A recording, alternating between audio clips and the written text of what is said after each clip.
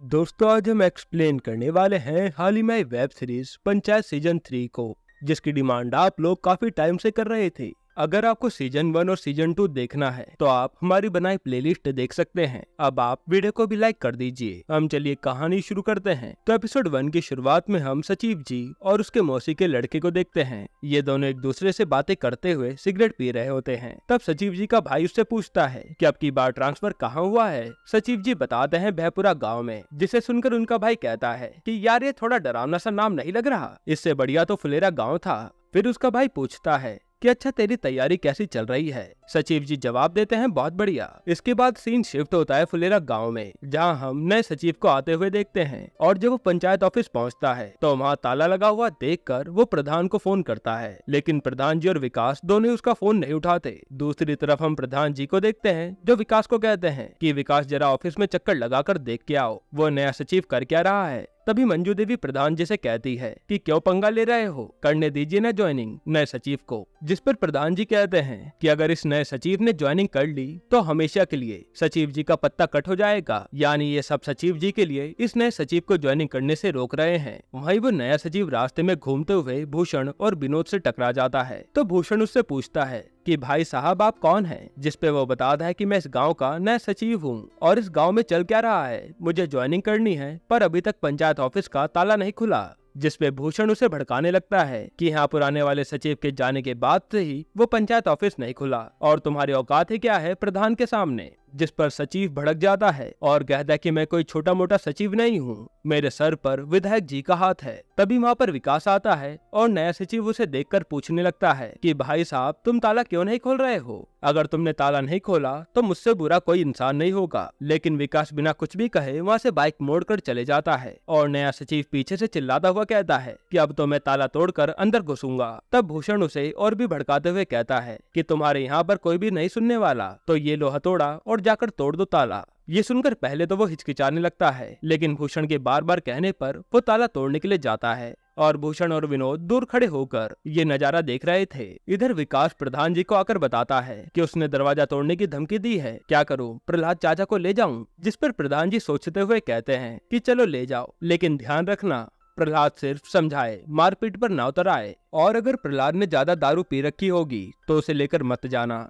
तब विकास कहता है कि आजकल उनका पता ही नहीं लगता कि उन्होंने ज्यादा पी रखी है या कम। तभी वहाँ मंजू देवी आती हैं और विकास को खाना देते हुए कहती हैं कि इसे प्रहलाद को दे देना, और कहती है कि आपके और उस सचिव के बीच जो भी गड़बड़ चल रही है उसके बीच में प्रहलाद को बिल्कुल मत लाना। उस टाइम पर प्रधान जी मंजू देवी को तो मना कर देते हैं, लेकिन विकास वहाँ से सीधा प्रहलाद के पास पहुँचता है। तब हम प्रहलाद को देखते हैं जो अपने बेटे के गुजर जाने के बाद गम में नशे में पड़ा होता है। विकास उसके पास जाकर उसे जगाता है और उसे खाना खाने के लिए कहता है। फिर जैसे प्रहलाद टिफिन खोलने लगता है, इतनी देर में विकास प्रहलाद को बता देता है कि नया सचिव ज्वाइनिंग करने आया है और वो ताला तोड़ने वाला है। ये सुनकर प्रहलाद को बहुत गुस्सा आता है, जिसके बाद ये दोनों बाइक पर बैठकर सीधा ऑफिस पहुंच जाते हैं। इधर भूषण और विनोद इन्हें देखकर दूर से ही मजे ले रहे थे और एक दूसरे से कहते हैं कि भैया अब मजा आएगा। फिर पंचायत ऑफिस आने के बाद प्रहलाद खाना खाने लगता है और सचिव को कहता है कि तुम ताला तोड़ते रहो, और विकास जब तक हम खाना खा रहे हैं तुम एक बढ़िया सा बांस ले आओ और आगे से उसे थोड़ा नुकीला रखना।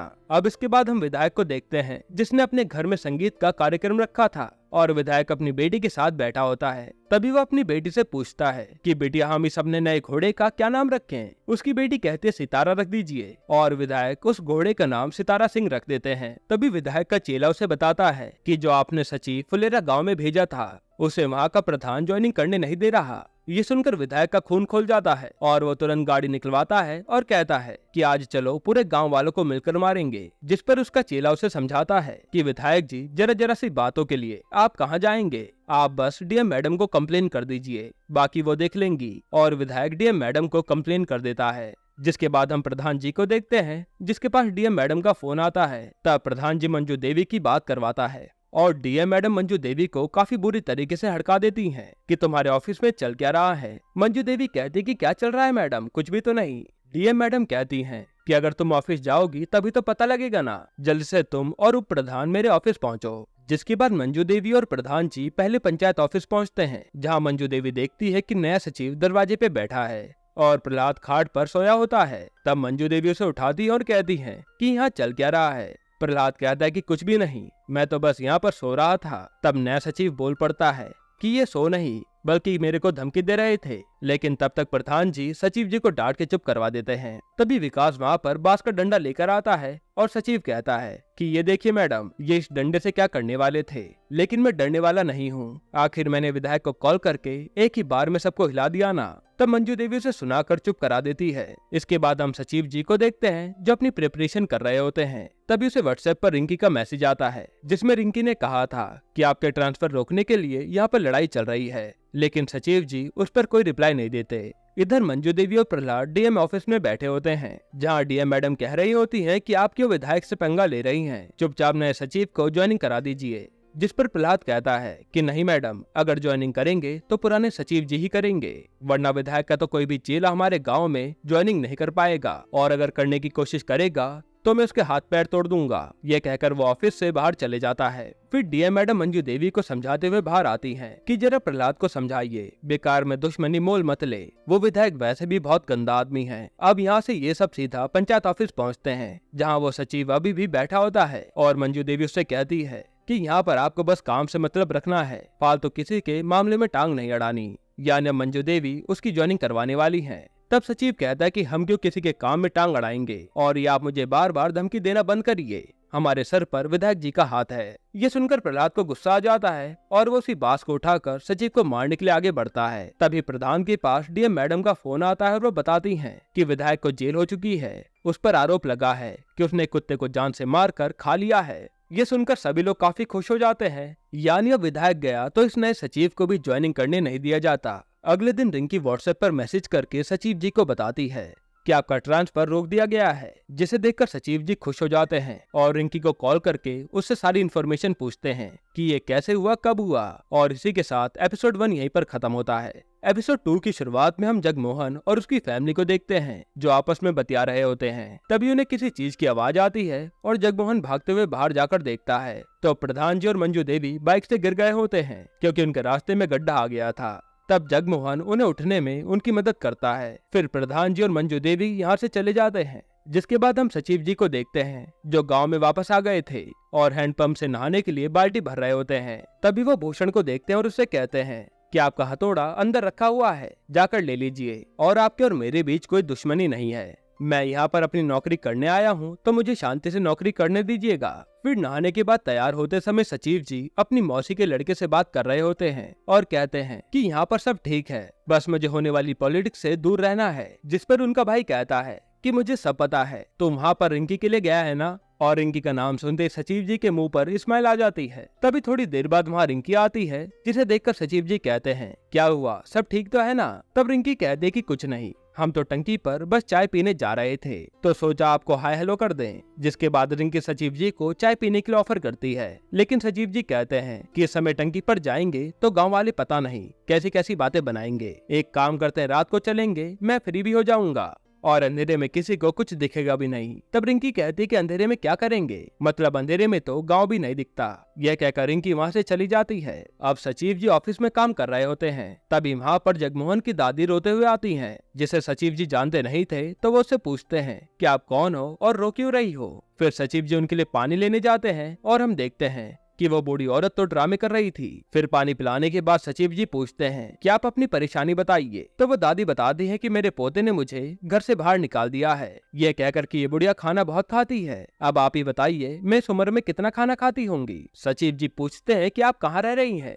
तो वो दादी बताते हैं कि बगल में ही मेरी पुरानी झोपड़ी थी तो मैं अब वहीं पर रह रही हूँ। फिर सचिव जी कहते हैं मैं आपकी क्या मदद कर सकता हूँ। दादी बताती है कि ज्यादा कुछ नहीं बेटा, बस प्रधानमंत्री गरीब आवास योजना में हमें भी एक घर मिल जाता तो काफी अच्छा होता। तब सचिव जी दादी से कहते हैं चलिए मैं कोशिश करूंगा, और जाते समय वो उसे एक लौकी भी दे देते हैं। अब यहाँ से सचिव जी प्रधान जी के पास जाते हैं क्योंकि प्रधान जी का फोन आया था और वो उसे बताते हैं कि मंजू देवी के पैर में चोट लग गई है। सचिव जी पूछते हैं कि आप गिरे कहाँ थे। प्रधान जी बताते हैं वहीं जगमोहन के घर के सामने। तो सचिव जी कहते हैं ये वही जगमोहन है क्या जिसकी एक बूढ़ी दादी है। प्रधान जी कहते हैं हाँ, लेकिन आप उन्हें कैसे जानते हैं। सचिव जी बताते हैं कि उसकी दादी आज प्रधानमंत्री गरीब आवास योजना से घर मांगने के लिए आई थी, जिस पे मंजू देवी कहती हैं कि उन्हें क्यों मिलेगा घर, उनका घर तो पहले से बना हुआ है। सचिव जी कहते हैं कि जगमोहन ने अपनी दादी से लड़ाई करके उन्हें घर से बाहर निकाल दिया है, लेकिन मंजू देवी बताती है कि जब सवेरे हम गिरे थे तब वो तो अपने पोते के साथ ही थी। जिसपे प्रधान जी कहते हैं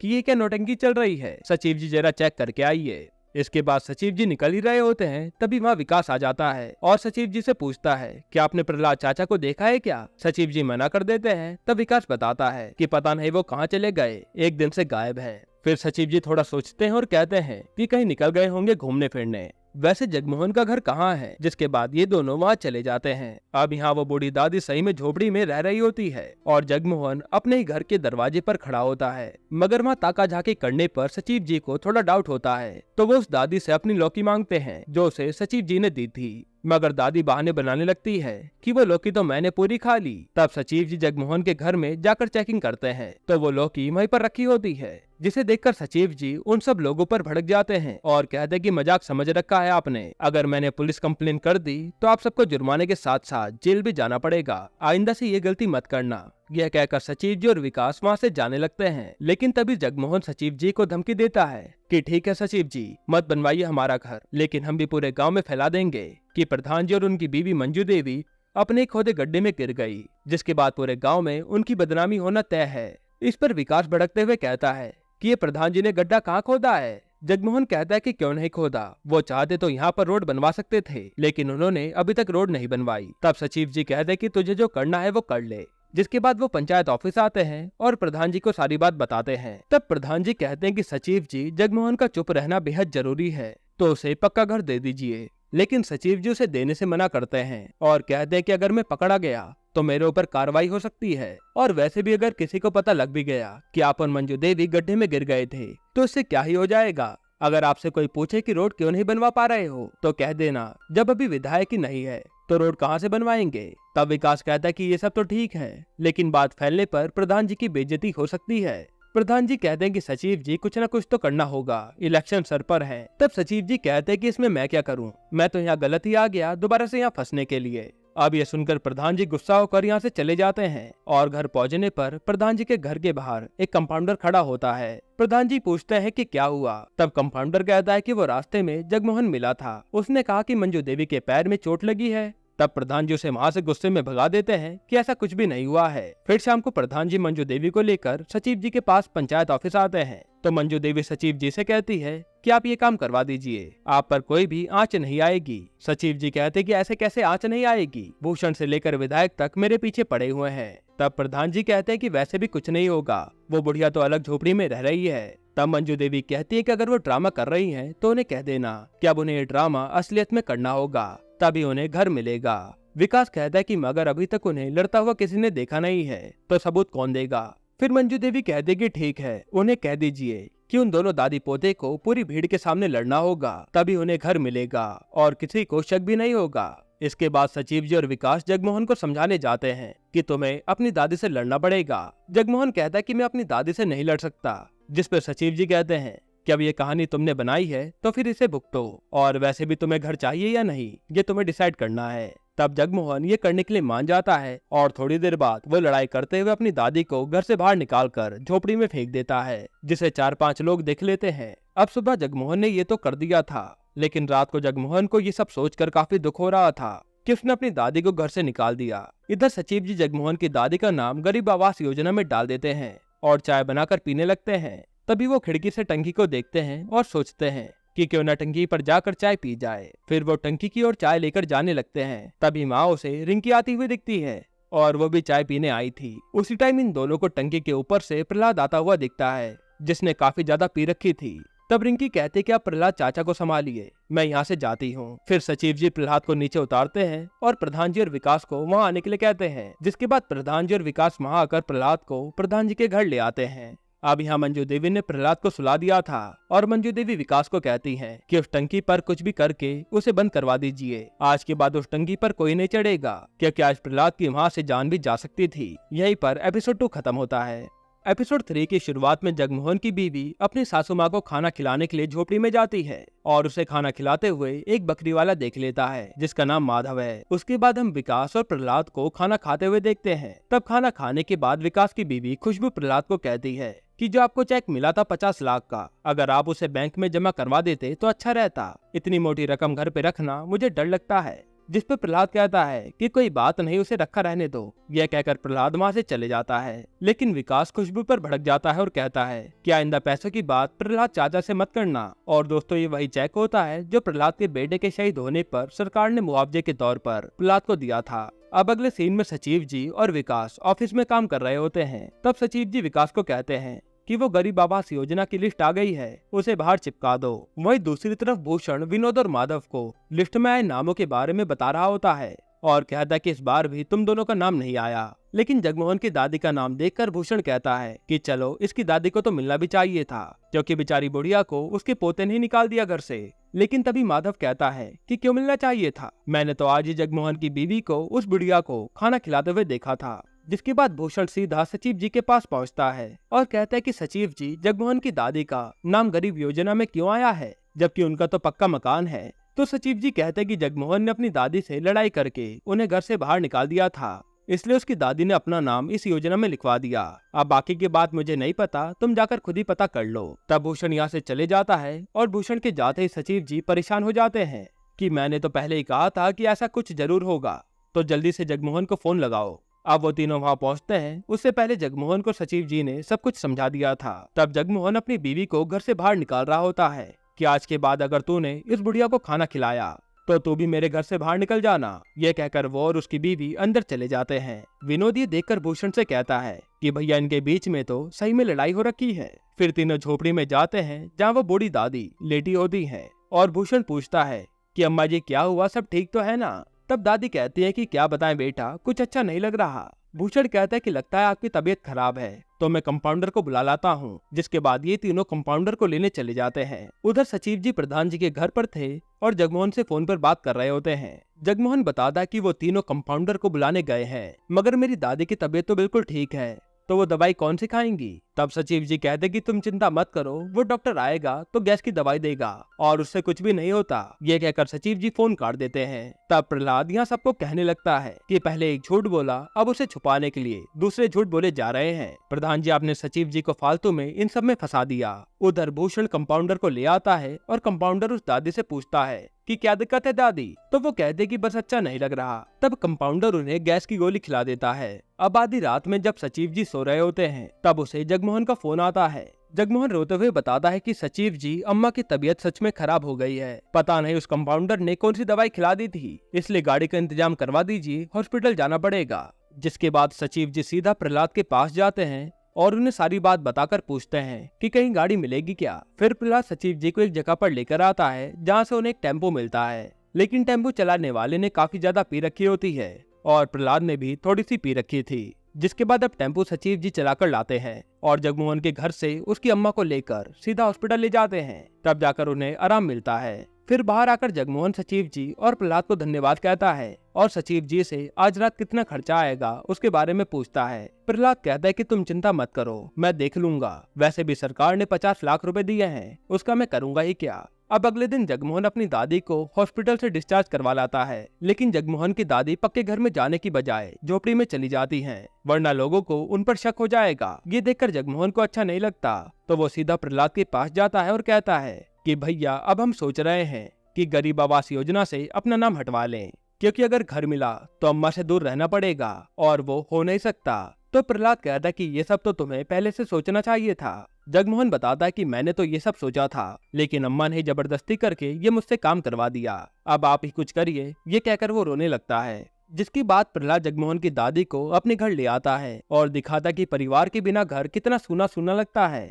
अब उसका घर देखकर दादी काफी हैरान हो जाती है, क्योंकि उसके घर में सब कुछ बिगड़ा पड़ा था। तब प्रहलाद कहता है कि मेरी तो मजबूरी है, लेकिन आपके सामने तो आपका पूरा परिवार पड़ा है, तो क्यों गलती कर रही हो। अब ये बात दादी को समझ आ जाती है और वो गरीब आवास योजना से अपना नाम हटवा लेती हैं, ताकि वो अपने बच्चों के साथ रहें। और इस बार भूषण, विनोद और माधव सचिव जी की तारीफ करते हुए कहते हैं कि चलो, इस बार तुमने एक अच्छा काम तो किया, एक दादी को उसके पोते से मिलवा दिया।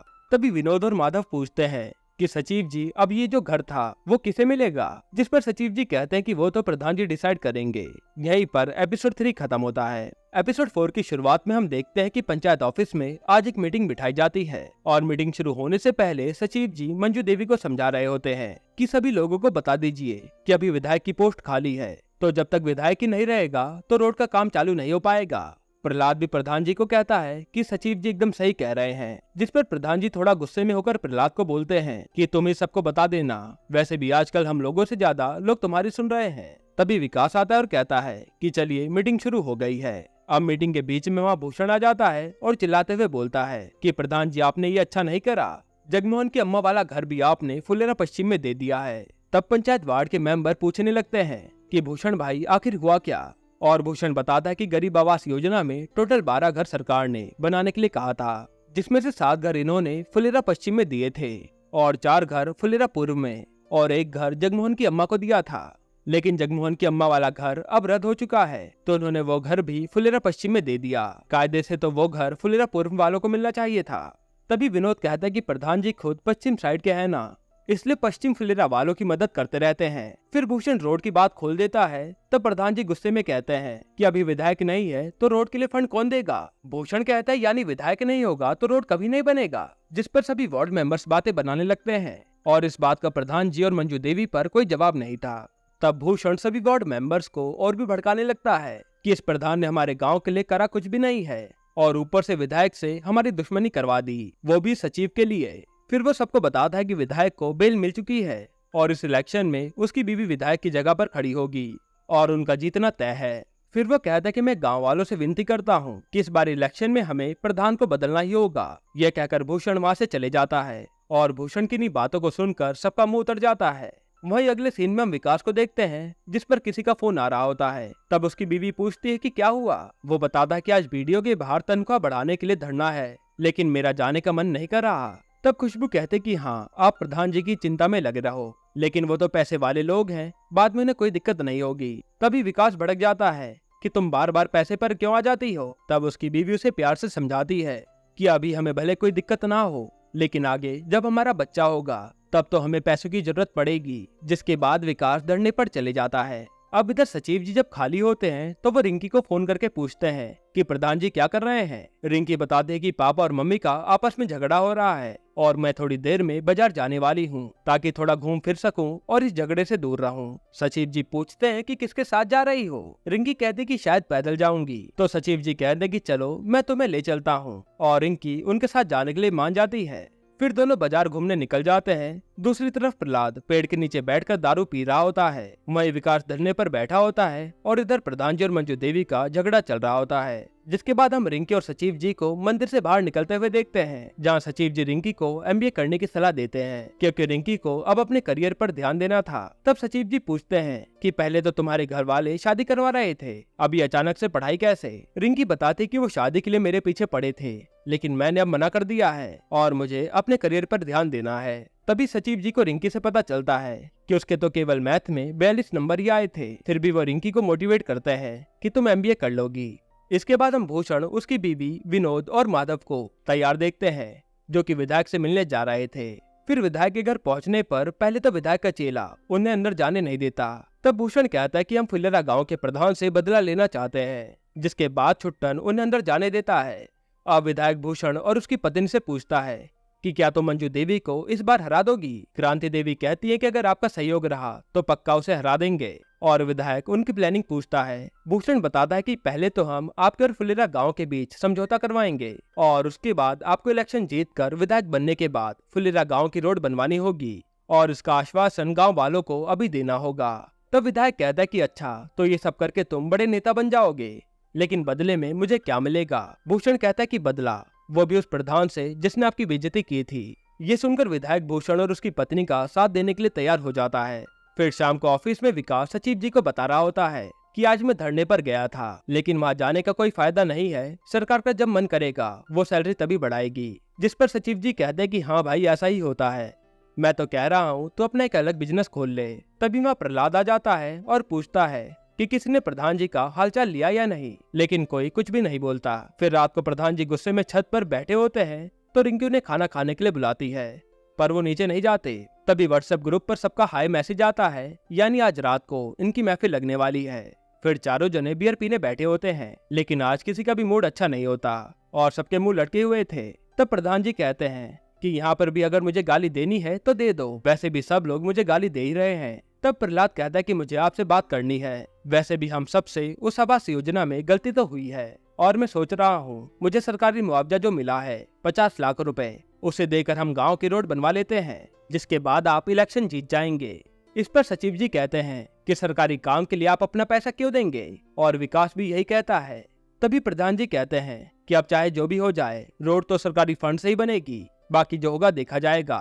तब प्रहलाद कहता है कि रोड बनने दीजिए प्रधान जी, वरना आप इलेक्शन हार जाएंगे। प्रधान जी चौंक के कहते हैं कि कैसे हार जाएंगे इलेक्शन, तुम तो हमारे साथ हो ना। जिस पर प्रहलाद कहता है कि नहीं, हम नहीं है, इस बारी हम इलेक्शन नहीं लड़ेंगे, क्योंकि गांव वालों को लगता है कि हम अपने शहीद बेटे के पीछे अपनी गलतियों को छुपा रहे हैं, और इससे अच्छा तो हम इलेक्शन लड़े ही ना। तभी ये लोग भूषण और उसके साथियों को विधायक के पास से आता हुआ देखते हैं। यहीं पर एपिसोड 4 खत्म होता है। अब दोस्तों इसके आगे के एपिसोड्स हम कल ही एक्सप्लेन कर देंगे, क्योंकि वीडियो बहुत लंबी हो रही थी। बस आप कमेंट में पार्ट 2 लिख दीजिएगा। बाकी अगर आपको हाल ही में आई एक कमाल की मूवी देखनी है तो आप ये वीडियो देख लीजिए।